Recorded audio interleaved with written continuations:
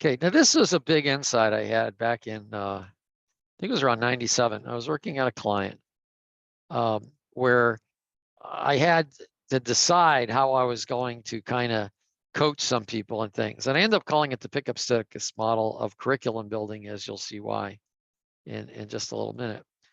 But so what we're gonna learn, okay, there we go.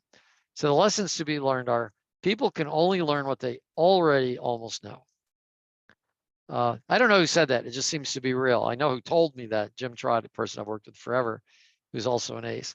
And it seems right that you cannot just jump from where you are to a far distance away. It's got to be a little step by step by step. And that's what I mean by that. When talking to people, only say things that they can hear, because if you talk over, that's talking over their head. Don't talk over their head. I guess that's another way of saying it. Recognize they can't even hear some things. And the goal may be far away, but the path must be comprised of little steps. Otherwise, you're going to confuse them. Now, I'm not saying confusion is necessarily bad, but at some point you have to go to the little steps. I remember there was this advanced course I used to teach in design patterns. I used to call it, I forget what I used to call it. I think we just called it advanced design patterns.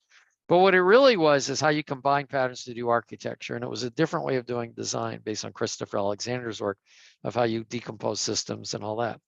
And I remember there, I intentionally put people into confusion, but only because I knew I just want them to kind of forget what they knew. And then I would build it step by step from the basics of what I'm doing. But you can't just leave them with that. Sometimes it is worth kind of showing them there's some other option. But to really teach them, you've got to take it step by step. So think of this as a path, as the path as a set of distinctions. I've kind of referred to distinctions now several different ways. I talked about what they are. They're bits of a way to look at the problem. We talked about differences as a way to discover them. This is kind of now coming together. So here's a situation. This is a case study. This was my first real technical coaching job. I was known to be a good C++ object-oriented person. And I was to coach a group of 300 Fortran developers who were working on mainframes, and they were going to Microsoft now, Windows, should say. That was my job, okay? And I was hired as a C++ coach. And I had little technical coaching experience. I'm an expert developer myself. And I had done some coaching before, but actually I was pretty lousy at it at this time. Lucky I didn't get fired here for a couple of reasons. I even talk about that in the book, because I didn't have patience. And that's something I talk about in the book, about fear was driving me as a coach, which is not good.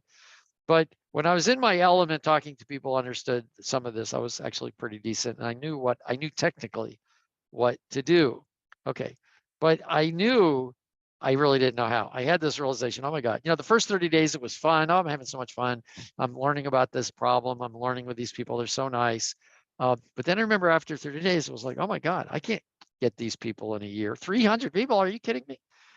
So there's a technique I've learned when I don't know how to solve a big problem, which is learn how to solve a small problem similar to the big problem.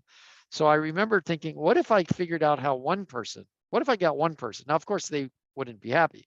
But if I could figure out how to get one person to go from here to there, then I could figure out how to get 100 people or 200 people doing it. Okay.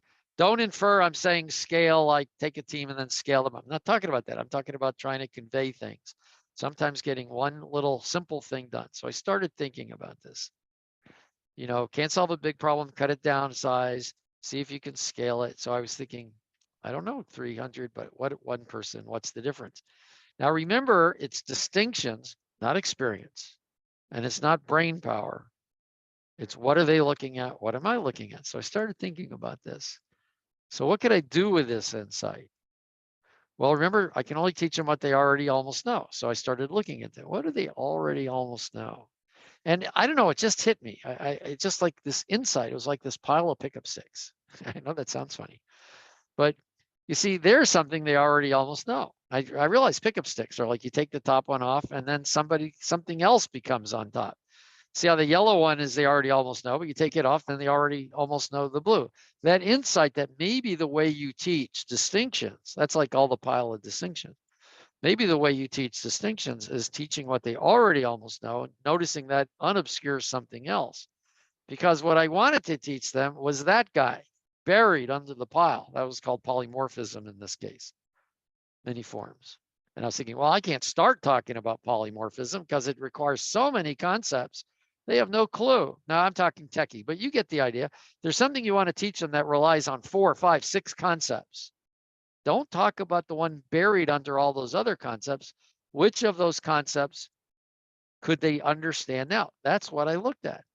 I looked at all these are all distinctions. Maybe they didn't need all of them, but they needed a lot of them.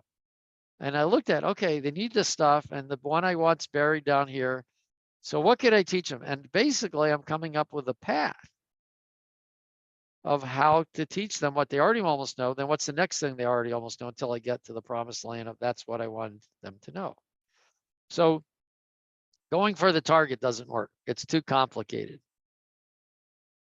Makes you feel good.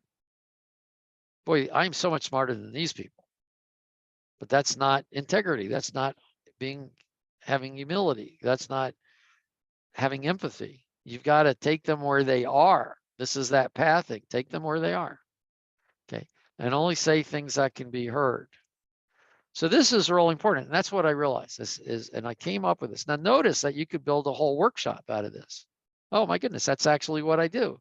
Notice I keep referring back to past things I talked about. See, there's a sequence of some of these things that you need. They build off each other. And I've worked on this, figured it out, interacting with a lot of people. You could do it too. But the guide is to see the whole pile. What do they already almost know? What's the order? Now, as a coach, this is a lot easier when it's one-on-one because everybody's got their own pile of pickup sticks, so to speak. When you're in a workshop and there are multiple people, even there, you'd be surprised the correlation of the pickup stick piles. But you have to recognize they're not all the same for everybody. So sometimes you go forward and back. Sometimes people are worried about things that other people aren't worried about. Some people already have some of the distinctions. So that's why training with lots of people or coaching with lots of people can be problematic. So I'm not saying you're going to get the perfect layout, but you can get a fairly good way toward there. So basically, this is it. Remember things they already almost know. This is what I also call dormant knowledge. This is what's left on the ground when you say follow until you understand. No. Why don't you tell me something I already almost know or I would know when you pointed it out?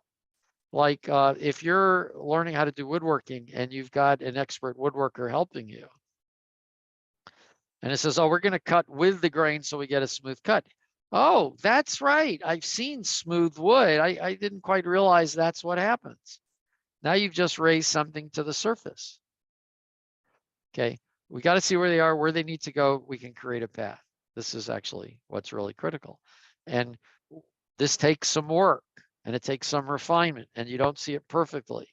So when you do your coaching and you have this list, this curriculum to come from, you will get subverted. People ask you questions. They might jump ahead. They might not see something.